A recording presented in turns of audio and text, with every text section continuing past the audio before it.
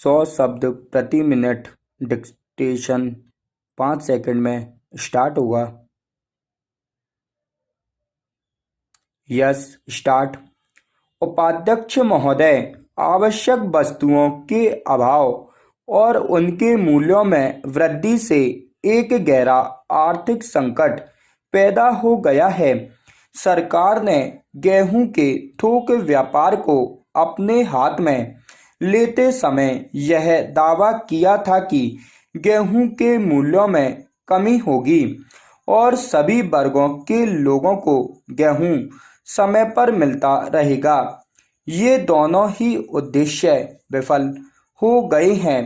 पहले जब फसल आती थी तो बाजार में पर्याप्त मात्रा में गेहूं उपलब्ध होता था, परंतु इस बार गेहूं उपलब्ध नहीं है।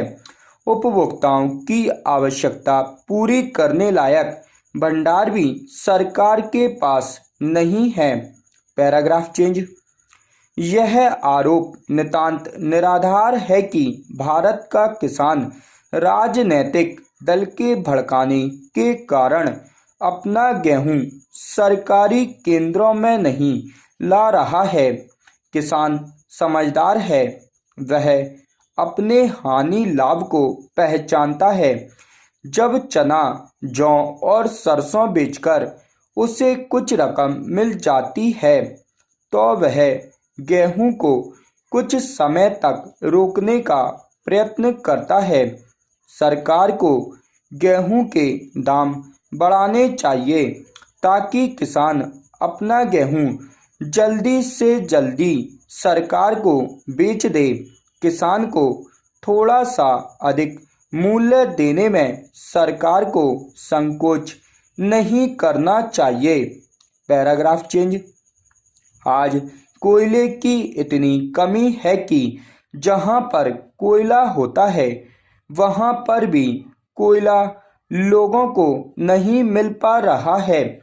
कोयले की चोर बाजारी का यह हाल है कि अगर फैक्ट्री चलाने वालों को कोयले का वैगन मिल जाता है तो वे उस कोयले से फैक्ट्री नहीं चलाते हैं, बल्कि उस वैगन को ब्लैक में बेच देते हैं। फैक्ट्री चलाने से उनको जितना मुनाफा होता है उससे ज़्यादा मुनाफा वे कोयले को ब्लैक में बेचकर प्राप्त कर लेते हैं। सरकार इस बात का पता लगा सकती है, परंतु वह पता नहीं लगा पाती है क्योंकि इंस्पेक्टर का हिस्सा फैक्ट्री वालों से बंधा हुआ होता है।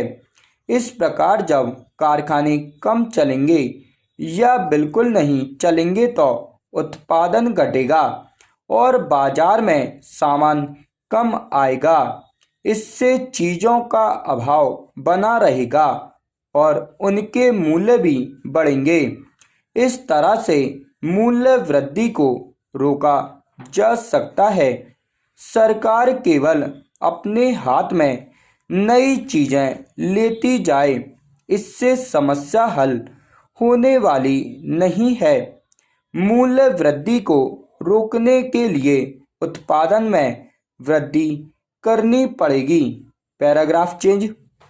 जब खाद्य समस्या का सवाल आता है तो प्रकृति को दोष देकर सरकार अपनी जिम्मेदारी से बचना चाहती है। क्या यह सच नहीं है कि पिछले 3 सालों से अनाज की पैदावार घट रही है? क्यों घट रही है? देश में खाद की कमी के लिए कौन जिम्मेदार है? क्या भगवान जिम्मेदार है? क्या भगवान खाद के कारखाने लगाएगा? क्या जो सरकारी कारखाने हैं उनको पूरी क्षमता से भगवान चलाएगा? भगवान के दर्शन तो हम इस सदन में ही कर सकते हैं। Paragraph change. सरकार कहती है कि वर्षा कम होने के कारण बिजली कम पैदा हुई। मैं इस बात को नहीं मानता। कोयले से बिजली पैदा करने के लक्ष्य पूरे नहीं किए जा सके। अणु बिजली पैदा करने के जो लक्ष्य निर्धारित किए गए थे वे आज तक पूरे नहीं हुए। स्टॉप।